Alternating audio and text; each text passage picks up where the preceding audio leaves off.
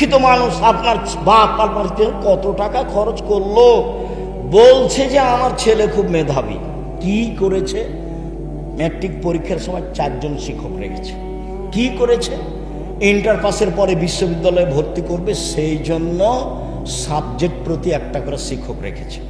তারপরে বিশ্ববিদ্যালয়ে ভর্তি হয়েছে, তারপর পড়ছে, খালি বলে আমার ছেলের মেধা খুব ভালো, বড় ডাক্তার হবে, একটা বড় ডাক্তার একটা হবে, ইঞ্জিনিয়ার একটা হবে। যাক, যা হয়েছে হয়েছে। হয়েছে কি? ও হয়েছে চোর। কিভাবে? ইঞ্জিনিয়ার হয়েছে, দায়িত্ব পেয়েছে, টাকা মেরে খেয়েছে। ব্যতিক্রম হতে পারে 2-1টা, সেটা ভিন্ন কথা। হয়েছে ডাক্তার, সেটা কি?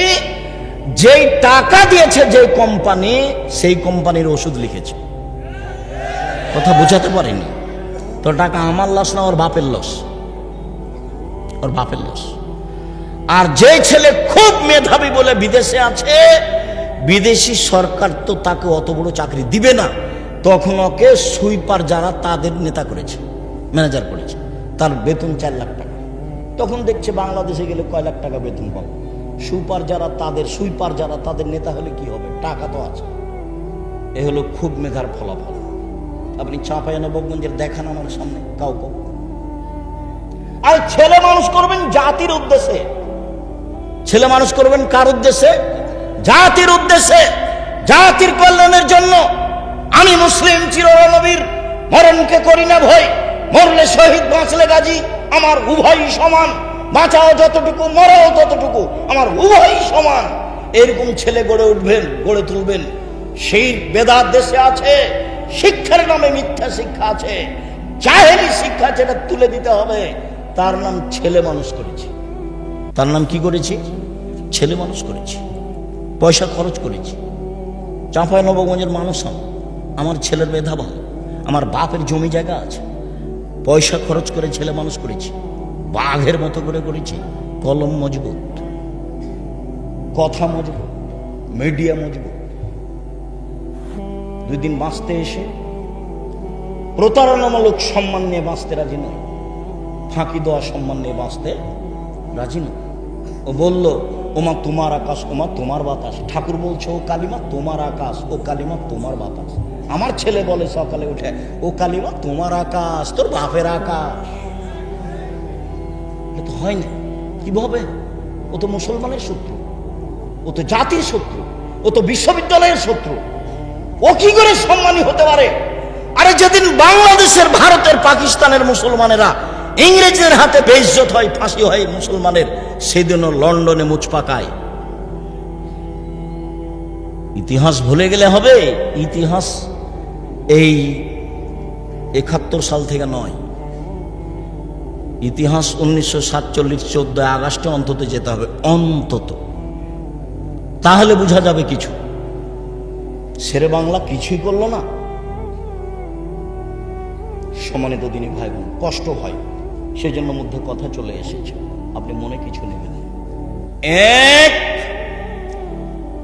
দান করেন, জান্নাত আছে। 2, রাগ দিয়ে কাজ নেবেন না, জান্নাত আছে। 3, মাফ করতে হবে, মাফ।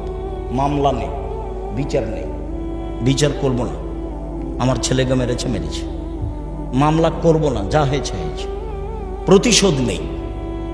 1, সচ্ছল অচ্ছল দান, জান্নাত হবে ইনশাআল্লাহ। 2, রাগ দিয়ে কোনো কাজ নেই। 3, মাফ। ঠিক আছে, মাফ করলাম, ঠিক আছে, মাফ করলাম। আমার ছেলেকে মেরেছে, ঠিক আছে, মাফ করলাম। আমার দলের লোককে হত্যা করেছে, ঠিক আছে, মাফ করলাম। আমার বউকে গালি দিয়েছে, কে আমার বউকে গালি দিল রে? এগুলো নয়। সম্মানিত দিনী ভাই, চলেন এবার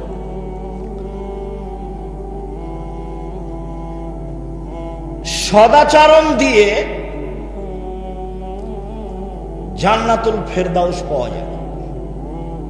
এমন কোন ইবাদত নাই পৃথিবীতে যার বিনিময় সরাসরি জান্নাত, সদাচরণ ছাড়া।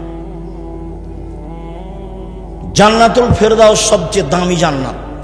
চলেন, আল্লাহ রাসূল বলেন, পৃথিবীর মানুষ শুনে রেখো, কেউ যদি তর্ক না করে, সত্য হলেও তর্ক করবে না। আব্দুর রাজ্জাক সাহেব এটা বলেছেন, আরে না এটা বলেছেন, আরে না এটা বলেছেন। আসসালামু আলাইকুম, গেলাম, আমি আপনার সাথে তর্ক করতে রাজি নই, আপনি থাকেন, আমি গেলাম। সত্য হলেও তর্ক ছেড়ে দেয় যে আমি মুহাম্মদ সাল্লাল্লাহু আলাইহি সাল্লাম তাকে জান্নাতে একটা ঘর নিয়ে দিব। দুই, তারাকাল কিজবা ওয়াইন কানা মা দেহা, মজাক করে হলেও যে মিথ্যা বলে না, মজাক করেও মিথ্যা বলে না, বলে না যে আমি মুহাম্মদ সাল্লাল্লাহু আলাইহি সাল্লাম তাকে জান্নাতে একটা ঘর নিয়ে দিব। তিন, ওয়া আলাল জান্নাহ লিমান হাসানা খুলুকাহু, যে তার চাল চলনকে ভালো করলো, আমি মুহাম্মদ সাল্লাল্লাহু আলাইহি সাল্লাম তাকে জান্নাতুল ফেরদাউস নিয়ে দিব। চাল চলন কি জিনিস? ভালো কথা, ভালো কর্মের নাম চাল চলন। একটা বৃদ্ধ মানুষ, আমাদের চাচা আমার ভাইকে মেরেছে, তো এখনো এখানে এসেছে, আমি চেয়ারে বসে আছি, আমার মনটা খুব খারাপ। আসার সাথে সাথে বলছে, জি চাচা বসেন, চাচা আপনি বসেন, উঠে গিয়ে চাচা আপনি বসেন। ভিতর কিন্তু জ্বলছে, কেন? ও আমার ভাইকে মেরেছে, একটু আগে এক থাপ্পড় দিয়ে এসেছে। আপনি ওটা প্রকাশ করতে পাবেন না, আপনি বলেন চাচা আপনি বসেন। এর নাম সদাচার। ভাই ভাই গন্ডগোল হয়েছে, বড় ভাইয়ের কারণে গন্ডগোল হয়েছে। ছোট ভাই বড় ভাইয়ের হাত ধরে বলবে, ভাই যা হয়েছে মাফ করে দিন। কে হাত ধরবে? ছোট ভাই। গন্ডগোল হয়েছে, যায়, আরে মাস কথা হয় না, যায় কথা হয় না। আর এমনও আছে যে ওই বড় ভাইয়ের রাস্তাটা ও একটু ওদিকে বাড়ি, এরই গলির ওপর দিয়ে যায়, তো বলছে তোকে কাঁটা দিয়ে ঘেরে দেবো, যেতে দেবো না, কাঁটা দিয়ে ঘেরে দিচ্ছে। তোবা করেন, এই নোংরা চরিত্র ভুলে যেতে হবে। প্রতিশোধ নিয়ে একদিন বাঁচতে রাজি নয়, একদিন বাঁচতে রাজি নয়। আমাকে বলছে দেবীনগরের চেয়ারম্যান, ও বেঞ্চের শেষে বসতো ছাত্র জীবন, ওকে আমি দেখতে পাচ্ছি। তো বলছে, আব্দুর রাজ্জাক তোমাদের গ্রামে যে রাস্তা হবে, তো তোমাদের ব্যাপারে একটু কথা ছিল রাস্তাটা। তো আমি বলছি যে এক কাজ করবে, আমাদের জমির সামনে যখন আসবে তখন রাস্তাটা জমির ভিতরে নিয়ে চলে যাবে, আবার এইভাবে নিয়ে আসবে, কোনো সমস্যা নেই। কেউ কিছু যদি বলে তাহলে ভুল হবে, আমরা বলবো না। আর যদি মনে করেন যে কারো কথাই করব, তো এমতাজ মেম্বার যেটা বলবে সেটা করিয়ে, নইলে আমাদের জমির সামনে যখন রাস্তা আসবে তখন আমাদের জমির ভিতরে চলে যাব, এইভাবে আবার ঘুরে আসবে। আমার কথা বুঝতে পারছেন না? কেউ কিছু বলবে না, তাহলে আপনারা আসবেন না? না, ওইরকম বৈঠকে আমরা যাই না। প্রতিশোধ নিয়ে হিংসা করে দলাদলি করে লাভ হবে না। আপনাকে দল মুক্ত হতেই হবে, সংগঠন মুক্ত হতেই হবে, একবারে জেহেন খালি রাখতে হবে, ফ্রি। তাছাড়া আপনি একজনকে ভালোবাসবেন, একজনকে খারাপ বাসবেন, টিকতে পারবেন না। এখানে যারা বসবাস করছি, দলীয় ভাবে একজন আর একজনকে কত খারাপ বাসি। এদিকে দেখেন, এক মিনিট, দুইটা মেয়ে একসাথে জন্ম নিয়েছে, দেখতে সুন্দরী, তারা মেধাও ভালো, তাদের চাল চলনও ভালো। তো কিছুদিন পরে বড় হয়েছে, তো একজনের বিবাহ হয়েছে এই দলের সাথে, একজনের বিবাহ হয়েছে এই দলের সাথে। তারা এখন আর কথা বলে না, তারা এখন আর কথা বলে না। কয়েকদিন আগে কিন্তু একজনকে ছেড়ে আর একজন থাকতো না, কথায় কথা বলতো, আম্মা ও কই, আম্মা ও কই, ও বলতো আম্মা ও কই, একজন আর একজনকে ছেড়ে থাকতো। এটা রোগ, এটা ব্যাধি। এখান থেকে আপনাকে মুক্ত হতে হবে।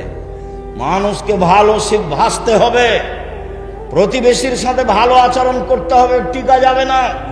সম্মানিত দিনী ভাই বোন, সদাচরণ দিয়ে সবচেয়ে দামি জান্নাত পাওয়া যায়। আবু মুসা আশআরী রাদিয়াল্লাহু তাআলা আনহু বলেন, রাসূল সাল্লাল্লাহু আলাইহি সাল্লাম বলেছেন, ইন্না ফিল জান্নাতি গোরাফ ইউরা যাহিরুহা মিন বাতিনহা ওয়া বাতিনুহা মিন যাহিরিহা।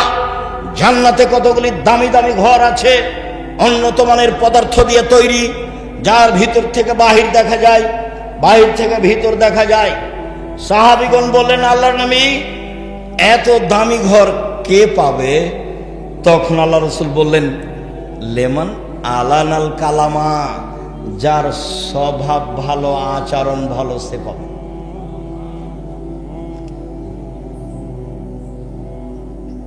সদাচরণ, সদাচরণ কি জিনিস আবার কি বুঝতে হবে না? বুঝেছি।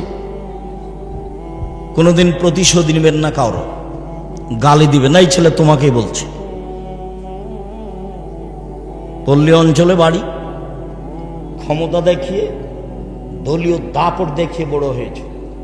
আজকে উঠার সময়তে সব নীতি মাটিতে রেখে দিবা, এভাবে পায়ে ডলে দিয়ে যাবা। জীবনে আর কোনোদিন মানুষের প্রতিশোধ নিব না, জীবনে কোনোদিন কাউকে বড় কথা বলবো না। যা হবে হবে, কারো বিরুদ্ধে মামলা করতে যাব না। সম্মানিত দিনী ভাই বোন, শুনুন, ছেলেরা মনে হয় আপনাদেরকে সহযোগিতা করার জন্য বলছে, তো কথা না বলে ওরা গেলে সম্ভবপর 500 টাকা হোক, 1000 টাকা হোক, 200 টাকা হোক, 50 টাকা হোক, 10 টাকা হোক, আপনার সামনে দিয়ে ওরা যেন ফ্রি এমনিতে চলে না যায়। কেন? আল্লাহ রাসূল বলছেন, আলিয়াদুলিয়া খায়রুম মিনাদিস সুফলা, নেওয়া হাতের চেয়ে দেওয়া হাত ভালো। কোনটা হাত ভালো? দেওয়া। আর নেওয়াটা ভালো না, দেওয়া ভালো। কেউ সামনে আসলে আপনার সামনে থেকে লোকটা ফিরে যাক, এইটা যেন না হয়, এটা মাথায় রাখবেন। সম্মানিত দিনী ভাই বোন, বলছিলাম, একজন সাহাবী আল্লাহ রাসূলকে বলছেন, আল্লাহ রাসূল, মাল খায়রু মাউতিল ইনসান, মানুষকে যে আল্লাহ নেয়ামত দিয়েছেন, অনুগ্রহ, তার সবচেয়ে উত্তম কোনটা? এই ছেলে, কথা স্মরণ করবা, দাঁড়িয়ে বা উঠে গিয়ে পরিবেশ নষ্ট করবা না।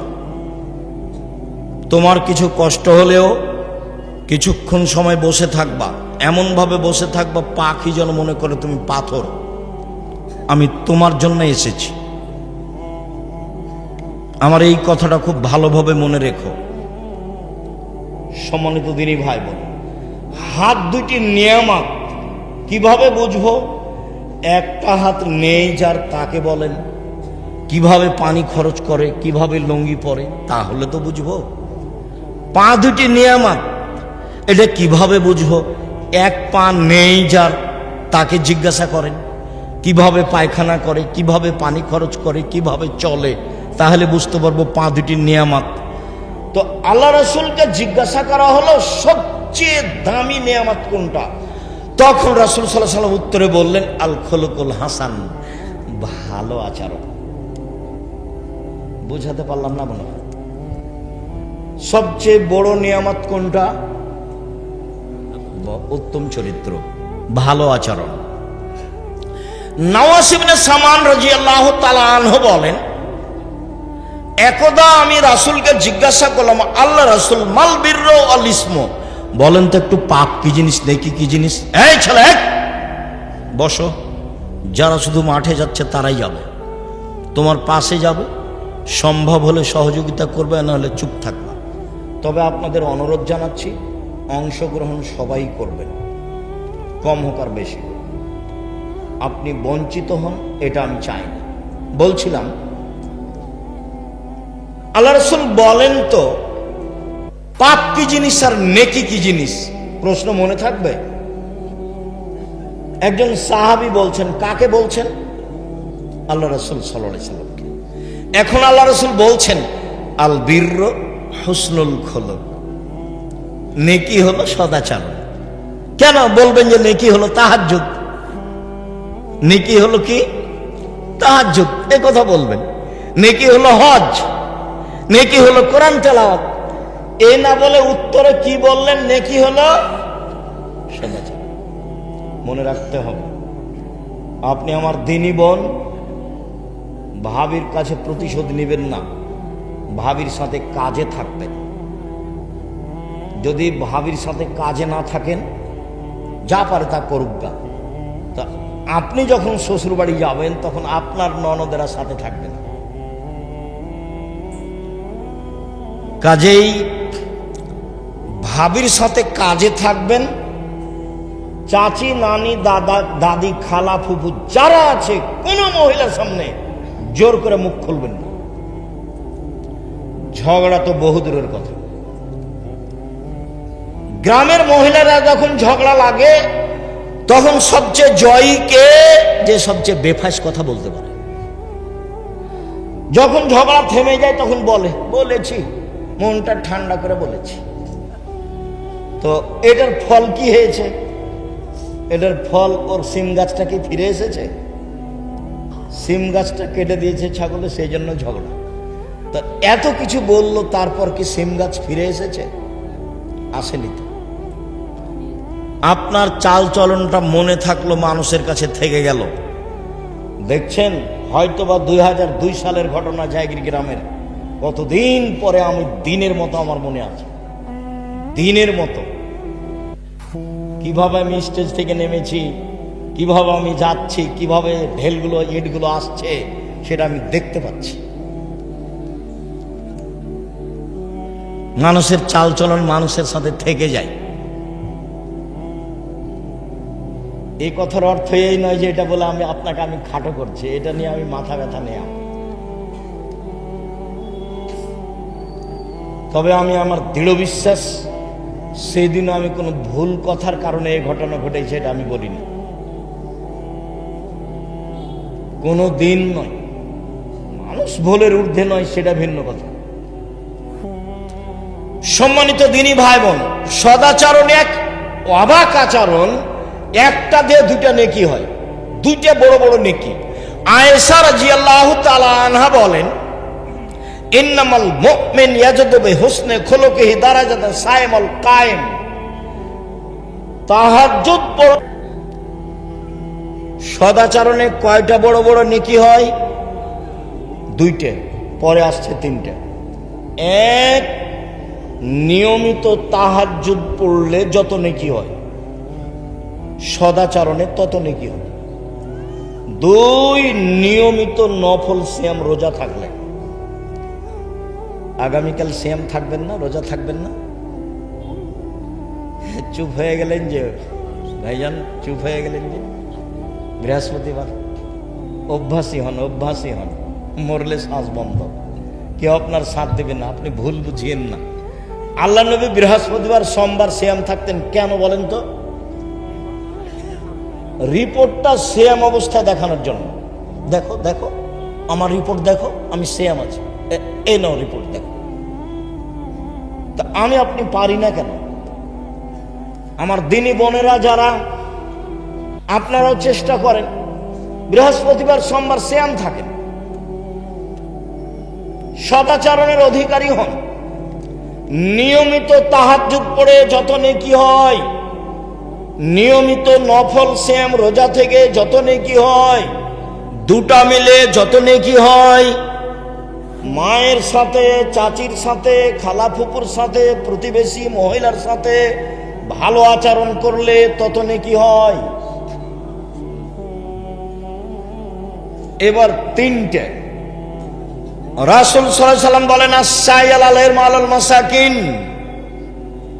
বিধবাদের দৃষ্টি, ভালো দৃষ্টি দিলে, বিধবাদের দেখাশোনা করলে, অসহায় মানুষকে সহযোগিতা করলে, এই ভালো আচরণে একসাথে তিনটা নেকি হয়। এক, কাল মুজাহিদ, জেহাদ করে যত নেকি হয়। দুই, নিয়মিত নফল রোজা থেকে যত নেকি হয়।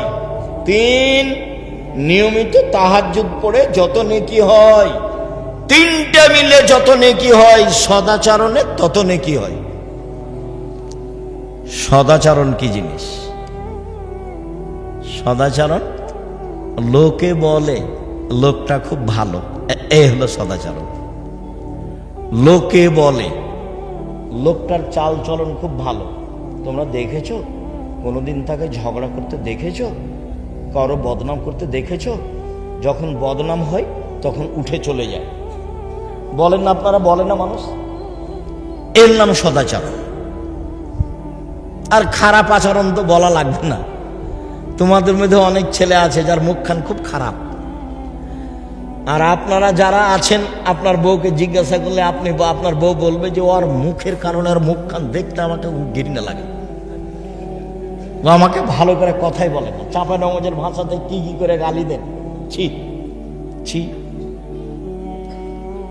রাসূল সাল্লাল্লাহু আলাইহি ওয়াসাল্লাম বললেন, পৃথিবীর মানুষ স্ত্রীর সাথে ভালো আচরণ করো 5।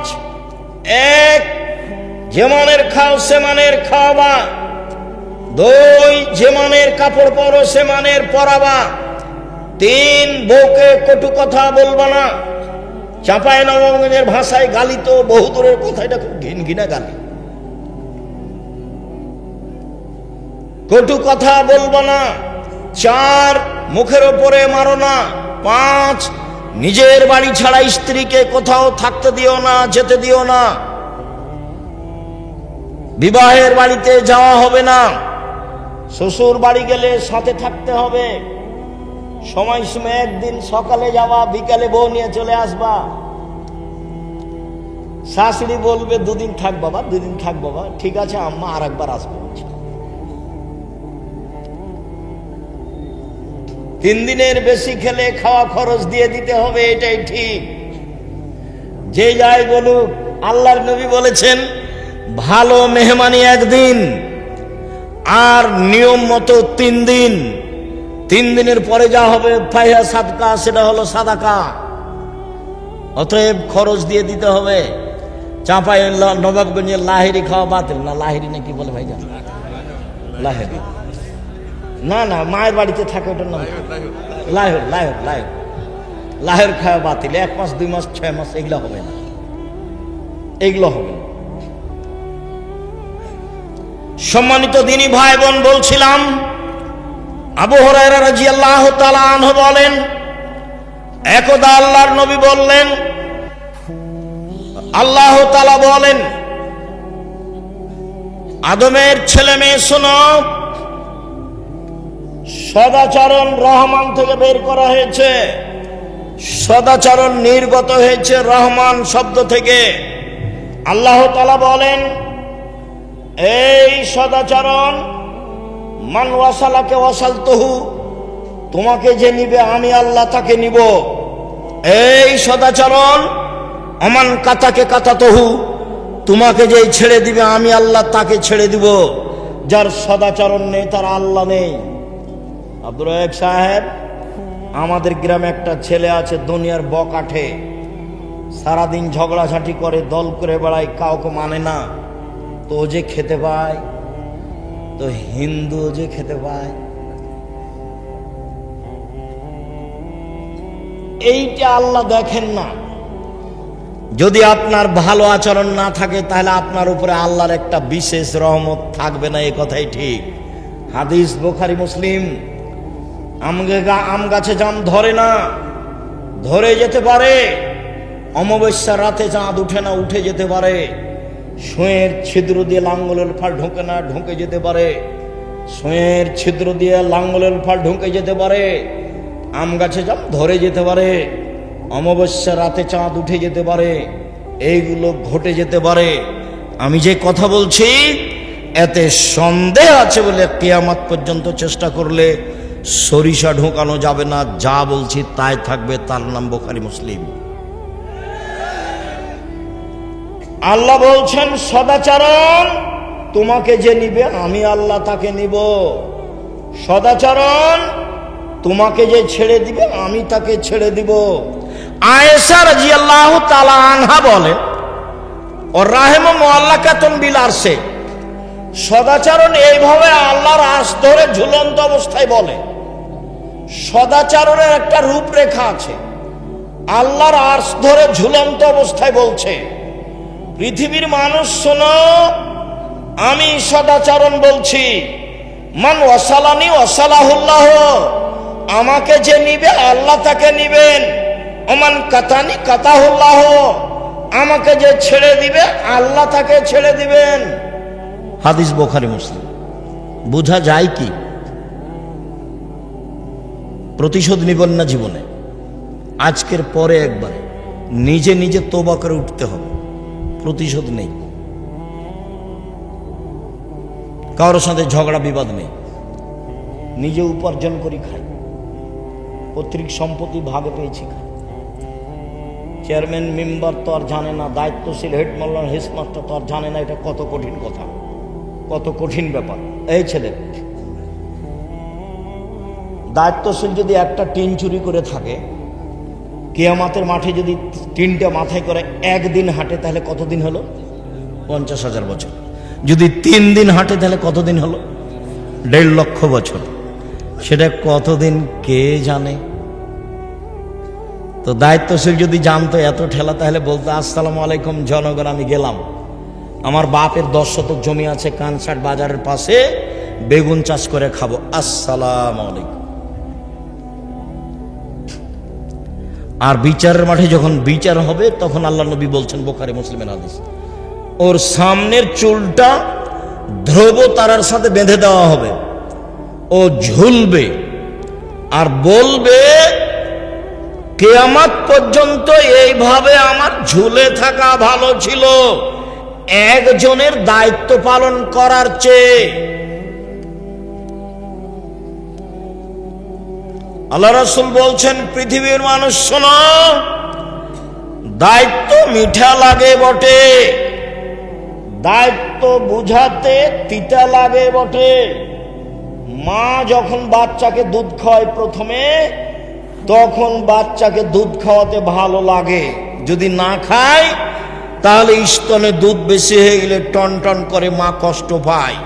যেদিন বাচ্চার বয়স 2-2.5 বছর হয়ে গেছে, দুধে মুখ দিয়ে কামড়িয়ে দেয়, তখন মা ওকে থাপড়ায়, আর ভালো লাগে না। তার মানে এখন বুঝাতে হচ্ছে, দায়িত্ব বুঝাতে হচ্ছে।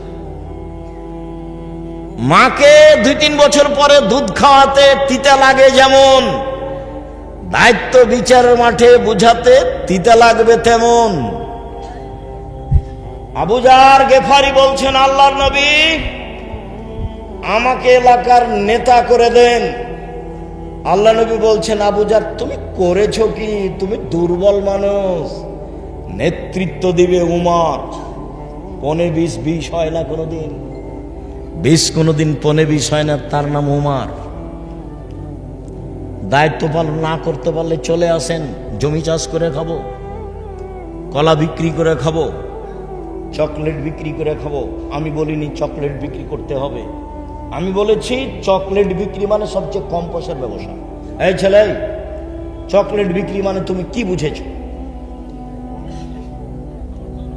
সামর্থ্য অনুপাতে সবচেয়ে কম পয়সার ব্যবসা, লোন নিয়ে ব্যবসা না, এটা বলেছি।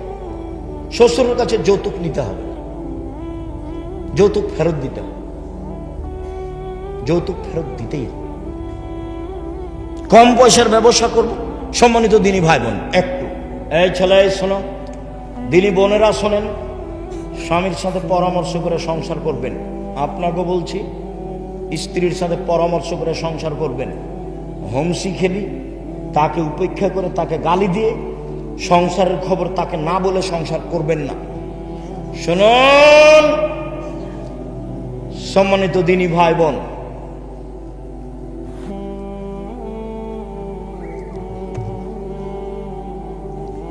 উপার্জনের পথ 4টে।